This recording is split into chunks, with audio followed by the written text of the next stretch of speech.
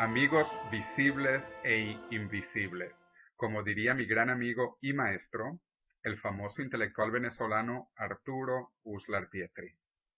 Hoy estamos celebrando un día maravilloso, un día único en la historia de la humanidad, el primer Día Internacional de la Longevidad.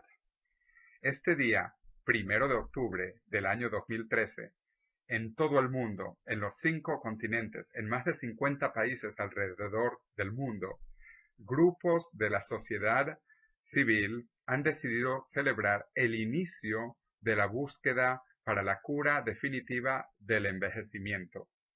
Sí, señores, hoy sabemos que el envejecimiento es una enfermedad, pero lo más increíble es que es una enfermedad curable y que vamos a curar en los próximos años gracias a los avances tecnológicos.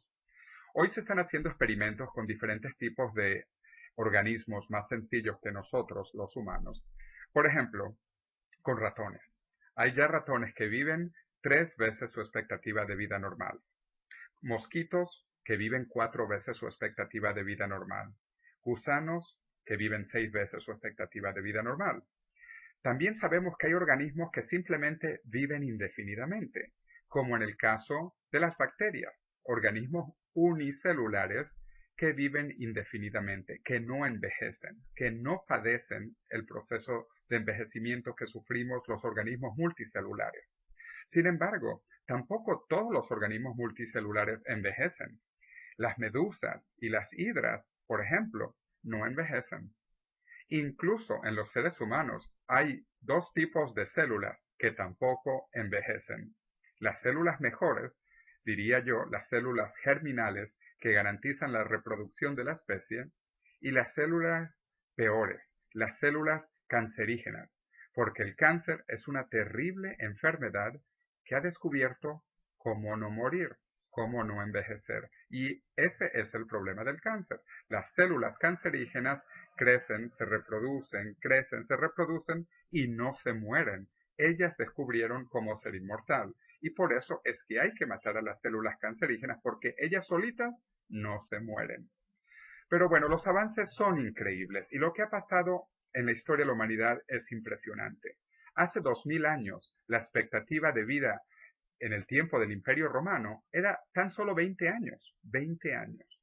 A inicios del siglo XX, la expectativa de vida se duplicó a 40 años. Ahora, en el siglo XXI, la expectativa de vida se ha vuelto a duplicar a 80 años. Y pronto vamos a ver una nueva duplicación de la expectativa de vida a 160 años, y luego 320 años, y luego 640 años. De hecho, pronto vamos a vivir indefinidamente, lo que no significa que vamos a ser inmortales, porque si nos cae un piano en la cabeza, quedamos pianizados.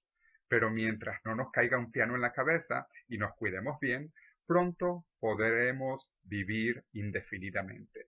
Nosotros vamos a ver la muerte de la muerte.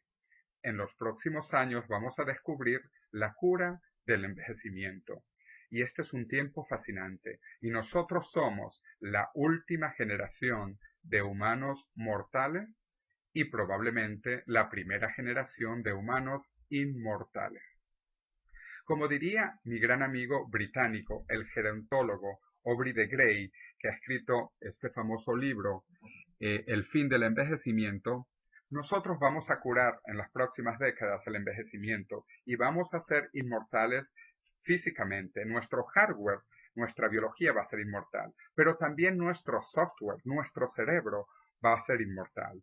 Como diría mi amigo estadounidense Ray Kurzweil, en su libro Cómo crear una mente, que se los recomiendo, un libro excelente, porque además yo escribo el prólogo de la edición en español, así que tienen que leerse el libro, o por lo menos mi prólogo, para que vean que también nuestro software va a ser inmortal en los próximos 20 a 30 años. Repito, estamos viviendo los tiempos más increíbles de la historia de la humanidad, y por eso, hoy, 1 de octubre del año 2013, celebramos por primera vez en la historia el primer Día Internacional de la Longevidad. Así que seamos longevos, vivamos más y mejor indefinidamente.